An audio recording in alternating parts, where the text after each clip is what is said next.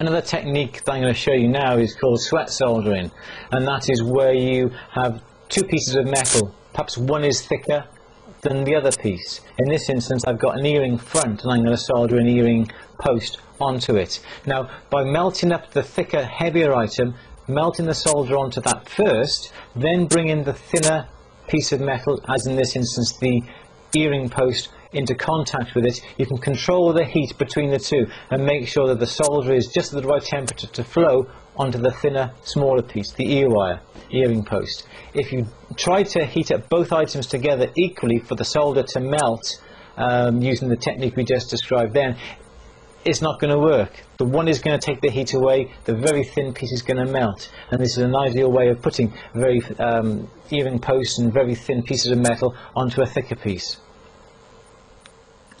So I have here a little star silver stamp in here, and I'm going to solder onto that an earring post. So the earring post is very, very thin compared to the size of this. So firstly we need to clean this area where the post is going to be fastened,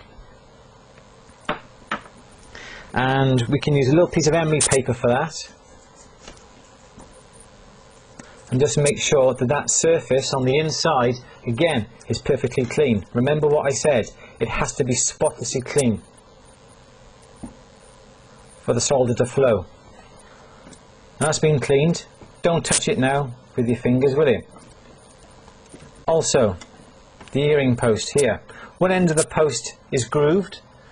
That is where the butterfly or the scroll locates in. The opposite end is the soldering end. Again, it looks clean, but just to be sure, piece of emery paper over the end, nice and clean. Put that to one side. Again, don't touch it. Mixing up our borax. Remember that nice creamy paste, and apply that onto the back of the earring. Most people use too much solder, but you only need a small piece. It's only just to join the pieces, it's not supposed to fill anything.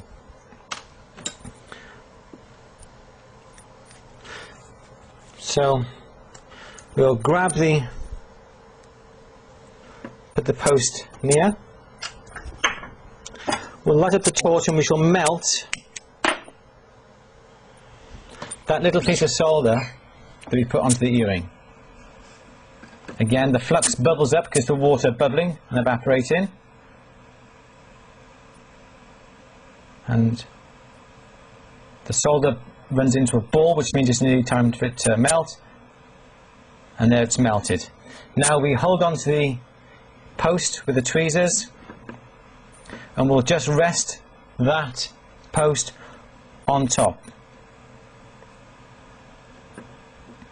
And we shall heat up the earring itself. We won't put any heat onto the post. We'll allow the heat to be transferred from the earring to the post to bring them both up to temperature. And I'll just feather that flame ever so gently.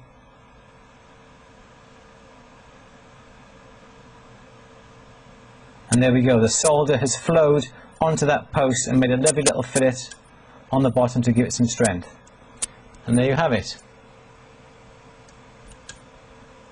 And because our joints were clean, we hadn't touched them with our fingers, they were spotlessly clean, no grease, nothing on it, the solder can flow, and that is most important. When it comes to soldering, you have to have precise control over the heat that you're directing onto the workpiece.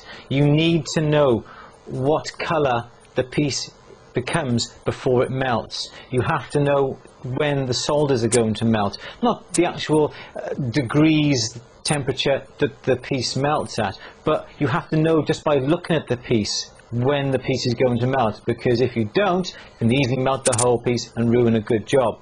Now, what I tell everybody who comes to train with me here is go and buy, whether it be in a car boot sale or in a shop that may be closing down or whatever, a sterling silver chain. This is one here This is called an anchor chain, but the styles don't matter as long as the links are open. And what I tell the guys and girls here to do is just get a pair of cutters, cut the chain, put the chain back together and solder it.